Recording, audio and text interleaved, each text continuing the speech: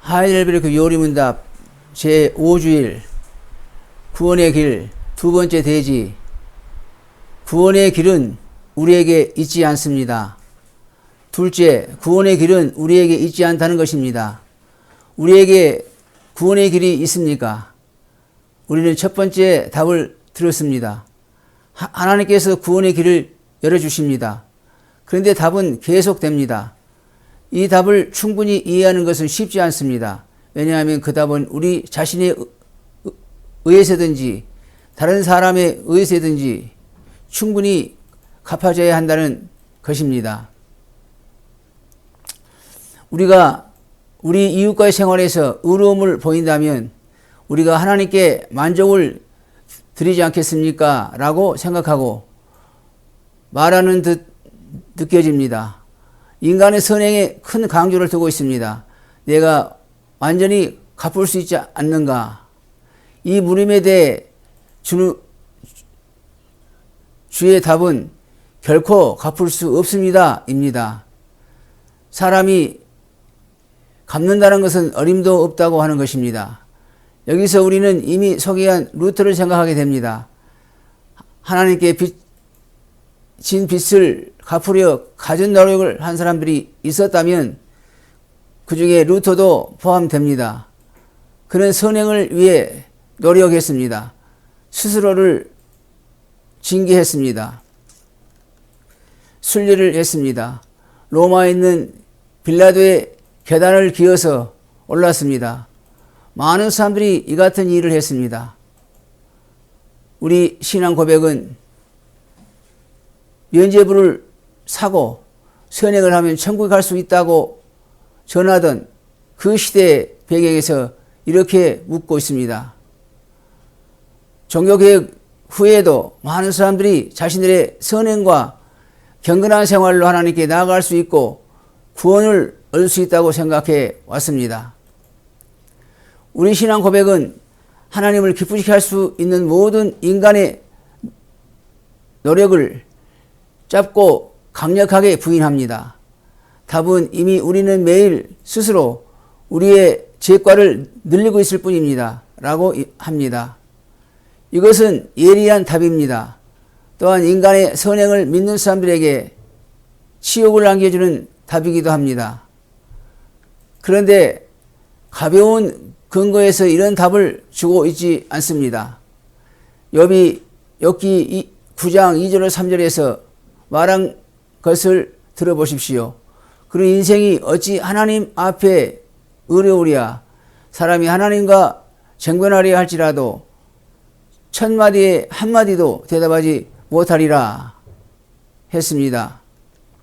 우리 고백은 또 주님께서 가르치신 기도의 5번째 강구인 우리가 우리에게 잘못한 사람을 용서하여 준 것 같이 우리 죄를 용서하여 주시고를 생각나게 합니다. 우리가 하나님 앞에 죄를 짓고 있지 않다면 우리 주님께서는 어찌 이런 기도를 가르치시겠습니까? 문답 13에서 우리는 확실히 같은 고백을 합니다. 이 답은 매우 우리를 부끄럽게 하는 것입니다. 답에 우리라는 말을 경시하지 말아야 합니다. 우리는 매일 우리의 죄를 더하고 있습니다. 물론 불신자들도 매일 그들의 죄를 더하고 있습니다. 우리 주변 세계에 불의가 가득 차 있는 것을 압니다. 그렇지만 사람들은 살맛이 나는 세상이라고 합니다.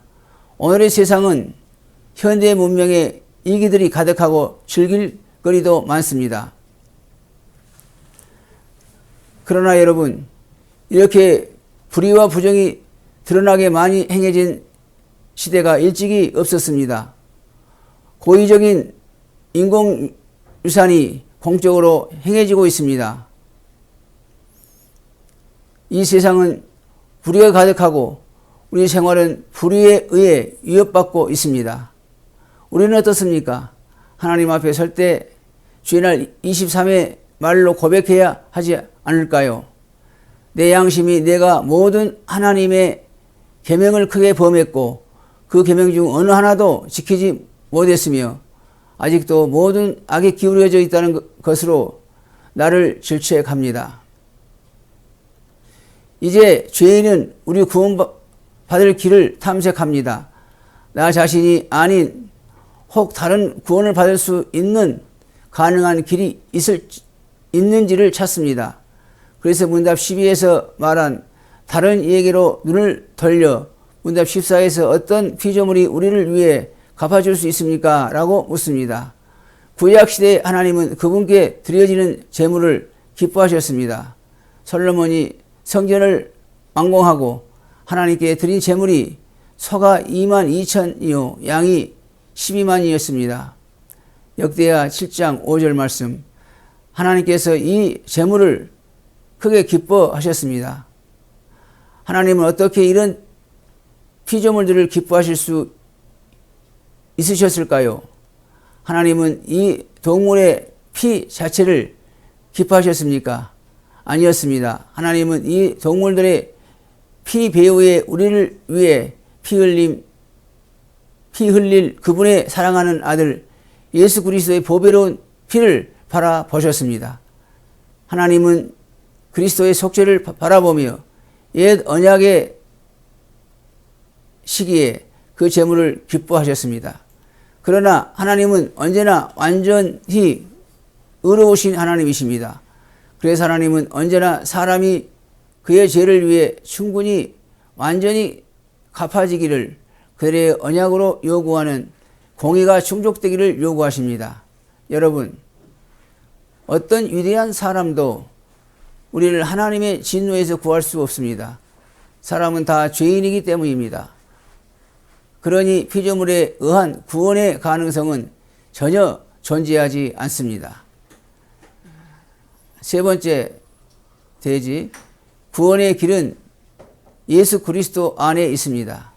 셋째, 구원의 길은 예수 그리스도에게서만 발견됩니다. 그럼 구원의 길이 전혀 없습니까? 이런 극단적 경우에서 한 가지 더 묻게 됩니다. 이 물음은 중심에서 나온 것입니다.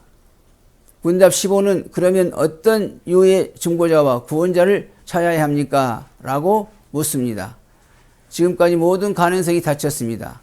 그럼 이제 어디에서 구원의 길을 발견한다는 말입니까? 라고 묻는 것입니다.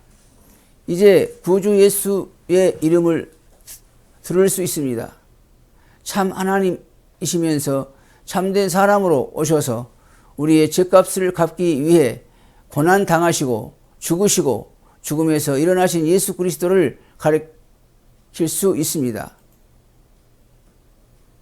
그분은 참 사람이시고 의로우신 사람이시면서 동시에 모든 피조물보다 더 능력이 많으신 분, 즉 참 하나님이시라는 분이셔야 합니다라고 합니다. 그러나 여러분, 분명한 구주 이름을 말하지 않고 이 설교를 그칠 수 없습니다. 그 이름은 예수 그리스도입니다. 이 타락한 세상에 구원자의 자격을 갖춘 오직 한 분이 계십니다. 우리를 낙원으로 다시 인도하실 수 있는 한 분이 계십니다. 이 세상을 살만한 세상으로 만들 수 있는 오직 한 분이 계십니다. 하나님이 평화를 회복할 수 있는 오직 한 분이 계십니다. 여기서 우리는 세례 요한의 말을 언급할 수 있습니다. 예수께서 자기에게 오시는 것을 보았을 때 말했습니다. 세상 죄를 지고 가는 하나님의 어린 양을 보라. 바로 그분이 다른 이이십니다. 그분께서 골고다에서 그분의 보배로운 피를 여러분과 저의 죄를 위해 충분히 갚으셨습니다. 그분은 하나님이시요 사람이십니다. 그분께서 십자가 위에서 다 이루었다라고 하셨습니다. 하나님은 하나님이십니다. 공의는 공의입니다. 형벌은 형벌입니다. 이 사실은 반석처럼 확고합니다. 예수님께서 그분의 피로 우리를 위해 우리 죄에 대하여 충분히 갚으셨습니다. 하나님의 공의를 완전히 충족시키셨습니다. 이것이 구원의 복음입니다. 교회에 보하는 하나님의 은혜의 복음입니다. 이 복음을 위해 주의 날 오는 다른이 곧 예수 그리스도로 든든한 기초를 놓았습니다. 사랑하는 형제 여러분, 항상 예수 그리스도를 구하고 그분을